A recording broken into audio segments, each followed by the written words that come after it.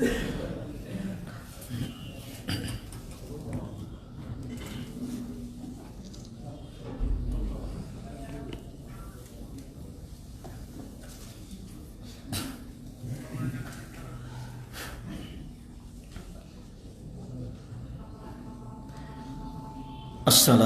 আলাইকুম ওয়া রাহমাতুল্লাহ। আলহামদুলিল্লাহি ওয়াহদা ওয়াসসালাতু ওয়াসসালামু আলা মান লা নাবিয়্যা বা'দা। আম্মা বা'দ। ফাআউযু বিল্লাহি মিনাশ শাইতানির রাজীম। উদউনি আস্তাজিব লাকুম।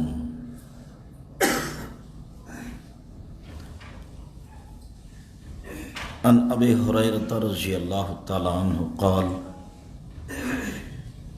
قال رسول الله صلى الله عليه وسلم دعوة لأخيه مستجابة بظهر الغيب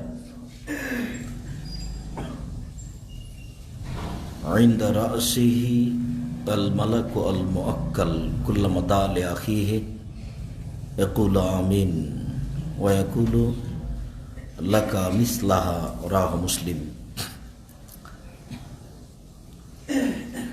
সম্মানিত তাকওয়া মসজিদের উপস্থিত দিনী ভাই, প্রশংসা আল্লাহর জন্য, শান্তি অবতীর্ণ হোক আল্লাহর রাসূলের উপর সাল্লাল্লাহু আলাইহি ওয়াসাল্লাম। আজকের এশার সালাতের পরের সংক্ষিপ্ত সময়ে অল্প সংক্ষিপ্ত দিনী কথা আল্লাহর নিকট প্রার্থনা করা সম্পর্কে এবং পরিস্থিতি অনুযায়ী ধৈর্যের পরিচয় দেওয়া সম্পর্কে। আল্লাহ তাআলা বলেন, উদউনি আস্তাজিব লাকুম। পৃথিবীর মানুষ, তোমরা আমাকে ডাকো, আমি তোমাদের ডাকে সাড়া দিব। এই ওয়াদা আল্লাহ তাআলা করেন মানুষের সাথে। আল্লাহ তাআলা অন্যত্রে বলেন, উদউ রাব্বাকুম তাযাররুআন খিফা।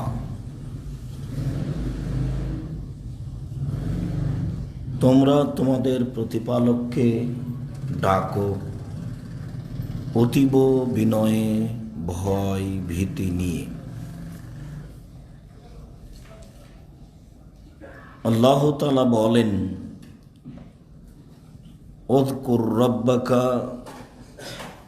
উযকুর রাব্বাক ফি নাফসিক তাযাররুআন খিফা ওয়া দুনাল জাহরি মিনাল কওলি বিল গুদবি ওয়াল আসাল। আপনি আপনার প্রতিপালককে ডাকুন মনে মনে, অতীব বিনয়ে, ভয় ভীতি নিয়ে, সরবে নয় নীরবে, সকালে সন্ধ্যায়। আর আপনি অমনোযোগী গাফেলদের অন্তর্ভুক্ত হবেন না। আল্লাহ তাআলা অত্র আয়াতে আমাদের নবীকে বলছেন, আপনি আপনার প্রতিপালককে ডাকুন মনে মনে, অতীব ভয় ভীতি নিয়ে, অতীব বিনয়ের সাথে, সরবে নয় নীরবে, সকালে সন্ধ্যায়। অন্যত্রে আল্লাহ তাআলা বলেন, কাবলা তুলুই শামস ওয়া কাবলাল গরুব। তা হলো সূর্য ওঠার পূর্বে, সূর্য ডোবার পূর্বে। সকালে সন্ধ্যায় আল্লাহ তাআলা মানুষকে তাকে ডাকার জন্য বলছেন। তার সময় হলো মাগরিবের আজান হওয়ার কিছুক্ষণ পূর্ব সময় হতে। আর ফজরের সলাতের পরে সূর্য ওঠা পর্যন্ত সময়ে, এই সময়ের মধ্যে আল্লাহ তাআলা মানুষকে অতীব গোপনে বিনয়ের সাথে ডাকার জন্য বলেন, আদেশ করেন। আল্লাহ তাআলা আমাদের নবীকে বলেন, ফাইদা ফারাগতা ফানসব ওয়া ইলা রাব্বিকা ফারগাব। আপনি যখন দুনিয়াবি কাজ থেকে অবসর হবেন, তখন আপনি আপনার প্রতিপালককে বিনয়ের সহিত কান্নাকাটি সহকারে ডাকুন, বলুন। আপনি যখন দুনিয়াবি কাজ থেকে অবসর হবেন, তখন আপনি কঠোর শ্রমে আত্মনিয়োগ করুন, আর আপনি আপনার প্রতিপালককে যা বলবেন তা বিনয়ের সাথে কান্নাকাটি করে বলুন। আল্লাহ তাআলা বলেন, ইজনাদা রাব্বাহু নিদান খাফিয়া। যখন জাকারিয়া আলাইহিস সালাম তার প্রতিপালককে চুপে চুপে গোপনে ডাকলেন, বললেন, আমার মাথার চুল পেকে গেছে, আমি বৃদ্ধ মানুষ, আমার স্ত্রী বন্ধা বাচ্চা দিতে পারে না, তোমার নিকটে প্রার্থনা করলে মানুষ নিরাশাও হয় না। আমি বৃদ্ধ মানুষ, মাথার চুল পেকে গেছে, এই সময়ে ছেলের আশা করা যায় না, আবার আমার স্ত্রী বন্ধা বাচ্চা দিতেও পারে না, কিন্তু তোমাকে বললে মানুষ নিরাশাও হয় না। নিরাশা হব না মর্মে তোমার নিকটে একটি সন্তান প্রার্থনা করি। আল্লাহ তাআলা বললেন, ঠিক আছে, আপনার কথা আমি মেনে নিলাম, আপনাকে একটি সন্তান দিলাম যার নাম ইয়াহইয়া। বিবরণে বোঝা যায়, মানুষ আল্লাহ তাআলাকে গোপনে ডাকলে, বিনয়ের সাথে ডাকলে আল্লাহ কথা শোনেন। আল্লাহ তাআলা বলেন, আপনাকে মানুষ জিজ্ঞাসা করে, ওয়াইজা সাআলাকা ইবাদি, যখন আপনাকে মানুষ জিজ্ঞাসা করে আন্নি, আমার ব্যাপারে, আমার বান্দারা, আমার দাসদাসী আপনাকে জিজ্ঞাসা করে আমার ব্যাপারে, তো আপনি বলুন, ফাইন্নী কারিব, আমি মানুষের নিকটে আছি। যখনই আমাকে ডাকে তখনই আমি ডাকে সাড়া দিই। আপনি বলে দেন, আমি ডাকে সাড়া দিই। সাদ রাদিয়াল্লাহু তাআলা আনহু বলেন, রাসূল সাল্লাল্লাহু আলাইহি ওয়াসাল্লাম বলেছেন, দাওয়াত দিন্নুনে, মাছ ওয়ালার দোয়া, অহুয়া ফি বাতনিল হুতে, যখন তিনি মাছের পেটে। মাছ ওয়ালার দোয়া, ইউনূস আলাইহিস সালামের দোয়া যখন তিনি মাছের পেটে। তিনি প্রার্থনায় বললেন, লা ইলাহা ইল্লা আনতা সুবহানাকা ইন্নী কুনতু মিনাজ জালিমিন। আপনি ছাড়া কোনো মাবুদ নেই, আমি ইউনূস আপনার পবিত্রতা বর্ণনা করছি, আমি অপরাধীদের অন্তর্ভুক্ত। এইটুকু বলার পরে আল্লাহ বলেন, যদি ইউনূস মাছের পেটে এই কথা না বলতো, তাহলে আমি তাকে মাছের পেটে রেখে দিতাম এলা ইয়াউমি ইউবাসুন, বিচারের দিন পর্যন্ত। মাছও থাকতো, ইউনূসও থাকতো, কিয়ামত পর্যন্ত। পরিস্থিতি খুব বেগতি দেখছিলাম। যদিও 90 সাল থেকে নিয়ে 96, 98 পর্যন্ত পরিস্থিতি দুর্বল দেখতাম, তখন সতর্ক থাকা প্রয়োজন মনে হতো। সিলেট, চট্টগ্রাম, বরিশাল গেলে মানুষ খুব সতর্কতার সাথে নিয়ে আসে, নিয়ে যায়।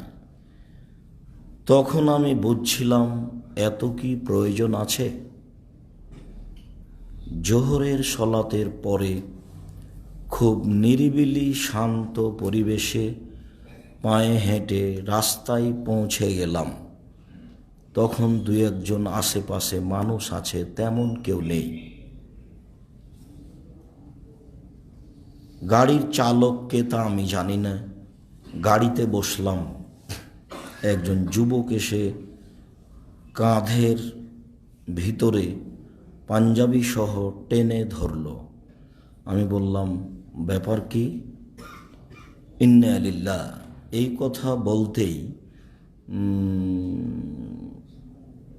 হুমায়ুন কাদের রিপন আমাকে তার ডান দিক থেকে বাম দিকে করল।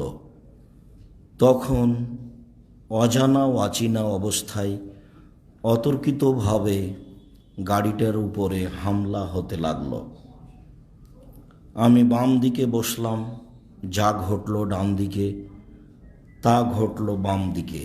আমি বারবার বলছিলাম ড্রাইভারকে, তুমি গাড়ি স্টার্ট দাও। সে কোনো মতেই কথা শুনল না। 1-1.5-2 মিনিট পরে স্টার্ট দেওয়ার পরে হাত 10-12 আগিয়ে গেল।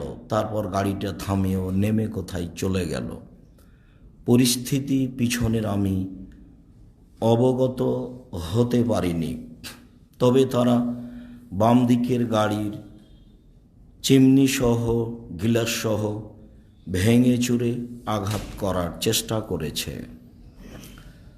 আমরা তখন মুখে বলছিলাম, লা ইলাহা ইল্লা আনতা সুবহানাকা ইন্নী কুনতু মিনাজ জালিমিন। জানি না, আল্লাহই ভালো জানেন আমাদের কথার ফলাফল, না তিনি বিশেষ দয়া করে এইভাবে রেখে দিলেন, না আমাদের দাওয়াতি কাজ আরও কিছুদিন আছে, সেই জন্য আল্লাহই ভালো জানেন। পরিস্থিতি একেবারেই শান্ত ছিল। পরিস্থিতিতে কোনো হইচই তেমন কিছু ছিল না। মানুষজনও তেমন ছিল না। ফাঁকা রাস্তার মতোই ছিল অবস্থা। আমিও খুব ফ্রি হয়ে সবার আগে পায়ে হেঁটে আগিয়ে গাড়ির দিকে গেছি। রাসূল সাল্লাল্লাহু আলাইহি ওয়াসাল্লাম বলেছেন, মা মিন মুসলিমিন, পৃথিবীর যে কোনো পুরুষ নারী, ফিশাইন, যে কোনো ব্যাপারে, যে কোনো দাস দাসী, যে কোনো বিপদে যদি বলে লা ইলাহা ইল্লা আনতা সুবহানাকা ইন্নী কুনতু মিনাজ জালিমিন, আল্লাহ তাকে বিপদ থেকে বাঁচাবে। এই কথা রাসূল সাল্লাল্লাহু আলাইহি সাল্লাম বলেন। আর আল্লাহর নবী বলেন, ইউনুস এ কথা না বললে আমি তাকে কিয়ামত পর্যন্ত মাছের পেটে রেখে দিতাম। যেহেতু ও বলেছে, যার কারণে আমি তাকে বাঁচিয়ে দিয়েছি। মুহাম্মদ সাল্লাল্লাহু আলাইহি সাল্লাম বলেছেন, যে কোনো বিপদে মানুষ পড়ে যদি এই কথা বলে, তাহলে তাকে বিপদ থেকে উদ্ধার করা হবে। এ কথা রাসূল সাল্লাল্লাহু আলাইহি সাল্লাম বলেন। তাদের লক্ষ্য উদ্দেশ্য আল্লাহই ভালো জানে। তবে পরিস্থিতি অতীব জটিল ও কঠিন ছিল। আল্লাহ সর্বশক্তিমান, ওয়া আলা কুল্লি শাইইন কাদির। তিনি সব কিছু করতে পারেন, তিনি সর্বশক্তিমান। বুরাইদা রাদিয়াল্লাহু তাআলা আনহু বলেন, রাসূল সাল্লাল্লাহু আলাইহি ওয়াসাল্লাম একজন লোককে দোয়া করতে শুনলেন। লোকটি দোয়া করছিল এইভাবে, আল্লাহুম্মা ইন্নী আসআলুকা বিআন্নাকা আনতাল্লাহ, আমি তোমাকে বলছি এই জন্য যে তুমি আল্লাহ, লা ইলাহা ইল্লা আনতাল আহাদুস সামাদুল্লাযী লাম ইয়ালিদ ওয়া লাম ইউলাদ। তুমি ছাড়া কোনো মাবুদ নাই, তুমি একক, নিরপেক্ষ, মুখাপেক্ষীহীন। তুমি কাউকে জন্ম দাওনি, তুমি কারো কাছ থেকে জন্ম নেওনি, তোমার সমকক্ষ কেউ নেই। এই পর্যন্ত লোকটি বলতেই আল্লাহ রাসূল বললেন, দা বে ইসমিহিল আযম। লোকটি আল্লাহ তাআলার বড় নামে ইসমে আজমের মাধ্যমে ডেকেছে। যখনই মানুষ এদা দা আবেহি আজাবা, এই দিয়ে মানুষ যদি ডাকে আল্লাহ তাকে তা দিয়ে দেন। ওয়া ইদা সুইলা বিহি আতা, আর এই দিয়ে যদি কেউ চায়, যে যা চাইবে তাকে তা দিয়ে দেওয়া হবে। আমরা অবশ্য পরিস্থিতির বেগতিতে এই বলে কথা আরম্ভ করার পরিস্থিতি অনুমান করতে পারিনি। সরাসরি দোয়া ইউনুস পড়ছিলাম। আবু হুরায়রা রাদিয়াল্লাহু তাআলা আনহু বলেন, রাসূল সাল্লাল্লাহু আলাইহি ওয়াসাল্লাম বলেছেন, দাওয়াতুন লিআখিহি বেজাহরিল গায়বি মুস্তাজাবাতুন। মানুষ যদি আড় থেকে, দূর থেকে তার ভাইয়ের জন্য দোয়া করে তাহলে তা কবুল হয়। যখনই দোয়া করে তখন তার মাথার পাশে একজন ফেরেশতা থাকেন, ইনদা রাসিহাল মালাকুল মুআক। যখনই মানুষ তার কোনো ভাইয়ের জন্য দোয়া করে তখন তার মাথার পাশে একজন ফেরেশতা নির্ধারিত হন। কুল্লামা দালে আখিহে, যতবার সে তার ভাইয়ের জন্য দোয়া করে ততবার ও বলে আমিন। আল্লাহ, এই লোকটা যে তার ভাইয়ের জন্য দোয়া করলো এইটা তুমি কবুল করো। ওয়ালাকা বিমিসলি, আর তুমি যে দোয়া করলে আমি ফেরেশতা বলছি তুমি যা করেছ তোমারও সেই পরিমাণ হোক। তুমি আর একজনের জন্য বলেছ, তো আমি ফেরেশতা বলছি তোমার জন্য হোক। তুমি আর একজনের বিপদ থেকে মুক্তি চেয়েছ, তো আমি ফেরেশতা বলছি আল্লাহকে, আল্লাহ তোমাকেও বিপদ থেকে মুক্ত করুক। মর্মে পৃথিবীর সকল দিনী ভাই বোনকে আমরা আন্তরিকভাবে দোয়া করার জন্য অনুরোধ জানাচ্ছি, যাতে করে আল্লাহ আমাদের কবুল করেন আর আমাদের দাওয়াতি ক্ষেত্র যেন সহজ করে দেন। আমি একাধিক দিন বলেছি, দীর্ঘ 90 সাল থেকে নিয়ে আজ অবধি আমি কোনো দিন অপ্রয়োজনীয় বাক্য বলার চেষ্টা করিনি। তবে আমি কোনো দিনই নরমভাবে কথা বলিনি। পরিস্থিতির কারণে নরমভাবে বলতে হবে এইটা আমি মনে করি না। আল্লাহ সর্বশক্তিমান, মানুষের উপরে আল্লাহর হাত আছে, তিনি সব কিছু করতে পারেন, তার আজকের বিবরণও জাজল্য প্রমাণ। পরিস্থিতি যা বলে তাতে তাদের সূক্ষ্ম কিছু পরিকল্পনা ছিল, নইলে যেখানে কোনো হইচই নেই, মানুষজন নেই, তেমন ভিড় নেই, কোনো কথা নেই, বক্তব্য নেই, কিছুই নেই, সেখানে এমনটা ঘটে কি করে? বলছিলাম যে দিনী ভাই হিসেবে দোয়া করবেন। সারা পৃথিবীর সকল দিনী ভাই বোনকে আন্তরিকভাবে দোয়া করার জন্য অনুরোধ জানাই। আল্লাহ যেন আমাদের হেফাজতে রাখেন, তিনি যেন আমাদের দাওয়াতি পথ সহজ করে দেন। তিনি যেন আমাদের নিরাপদে রাখেন। তিনি সর্বশক্তিমান, ওহু আলা কুল্লি শাইইন কাদির। পরের অংশ, যেহেতু দাওয়াতি কাজ কোনোদিনই সহজ হয়নি। যখন মুহাম্মদ সাল্লাল্লাহু আলাইহি সাল্লাম গারে হিরা থেকে এসে বাড়িতে ঘরে ঢোকে খাদিজাকে বলছেন, জাম্মিলুনি জাম্মিলুনি জাম্মিলুনি, তুমি আমাকে কম্বল দিয়ে জড়িয়ে ধরো। খাশিতু আলা নাফসি, আমি ভয় পাচ্ছি, আমার যে কি হয়, আমি মনে হয় মারাই যায় নাকি। তখন খাদিজা রাদিয়াল্লাহু তাআলা আনহা বললেন, কাল্লা, কখনো নয়, এমনটা ঘটবে না। আপনি অসহায় মানুষের সহযোগিতা করেন, নিঃস্ব মানুষের সুবিধা করেন, আপনি মেহমানকে খাওয়ার দেন, এমন ভালো মানুষের সাথে আল্লাহ এমনটা করবেন না। তারপরে আপনি চলুন, ওয়ারাকা ইবনে নওফেলের কাছে আপনাকে নিয়ে যাই। নিয়ে গিয়ে বলছেন, দেখেন তো চাচা, আপনার ভাইয়ের ছেলের কি ঘটনা। তখন ওয়ারাকা বললেন, বলো তো কি ঘটনা। এই ঘটনা। ও, সে তো নামস, সে তো জিবরাইল, তোমার কাছে জিবরাইল এসেছিল, গ্রামের লোক তো তোমাকে বের করে দিবে। বাক্যটা তিনি খুব ভারী মনে করেছিলেন। তিনি বলেছিলেন, আওয়ামক রেজিয়া, আমাকে বের করে দিবে? এটা হয় যে আমার আত্মীয় স্বজন আমাকে কত ভালোবাসে, আমাকে বের করে দিবে? তখন ওয়ারাকা বললেন, দেখো, যার নিকটে এমন এসেছে, মানে জিবরাইল এসেছে, তাকে সমাজ মেনে নেয়নি। তোমার কাছে জিবরাইল এসেছে, তোমাকেও সমাজ মেনে নেবে না।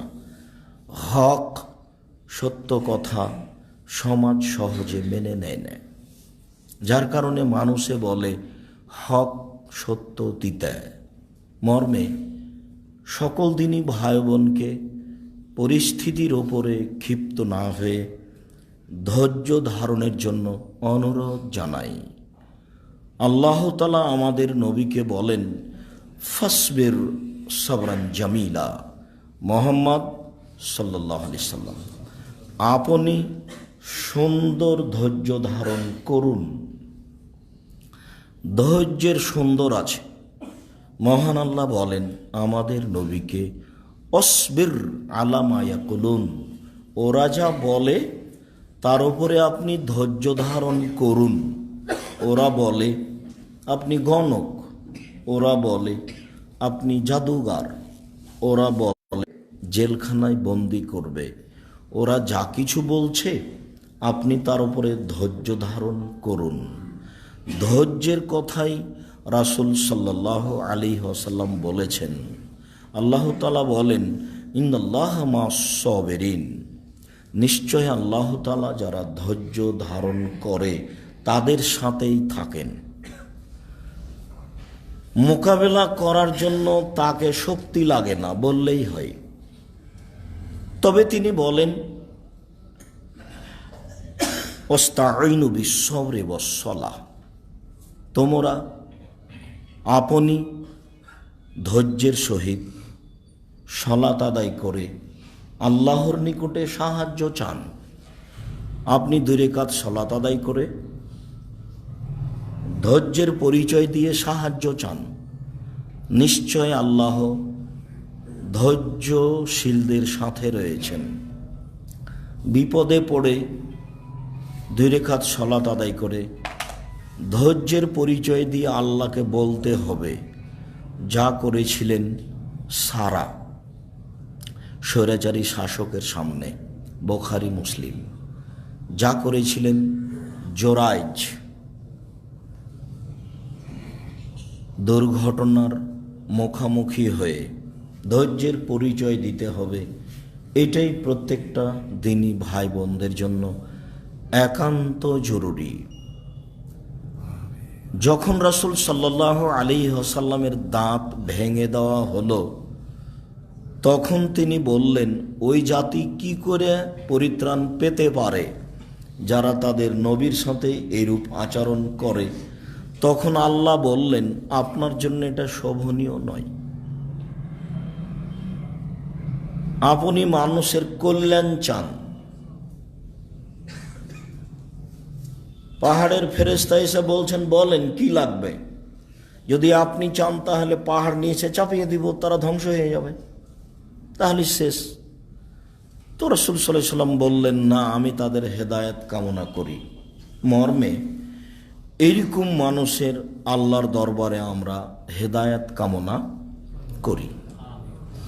এটাই সামনে রেখে সকল দিনই ভাই বোনকে বিষয়টি বিবেচনা করার অনুরোধ জানিয়ে আল্লাহর নিকটে এরকম পরিস্থিতিতে কান্নাকাটি করে ধৈর্যের পরিচয় দিয়ে আল্লাহ তাআলার কাছে সাহায্য চাওয়ার জন্য অনুরোধ জানাচ্ছি। সম্মানিত দিনী ভাই বোন, আমি আবারও বলছি, দিন প্রচারের ব্যাপারে আমার কোনো স্বার্থ আমি জানি না। হক দিতে এ কথা আমি দীর্ঘদিন থেকে দেখে আসছি, যার কারণে পরিস্থিতি এমনটা হতেও পারে। আল্লাহ, তুমি সর্বশক্তিমান, তুমি সব কিছু করতে পারো। পরিস্থিতিকে শান্ত করো, আমাদের ধৈর্য দাও, তাদেরকে হেদায়েত করো। তোমার দরবারে এই জোরালো দাবি দাওয়া রেখে আজকে এশার সালাতের পরে আপনাদের সামনে সংক্ষিপ্ত কথা আমি এখানেই শেষ করছি। সুবহানাকা আল্লাহুম্মা ওয়া বিহামদিকা আশহাদু আল্লা ইলাহা ইল্লা আনতা আস্তাগফিরুকা ওয়া আতুবু ইলাইক। আসসালামু আলাইকুম ওয়া রাহমাতুল্লাহ।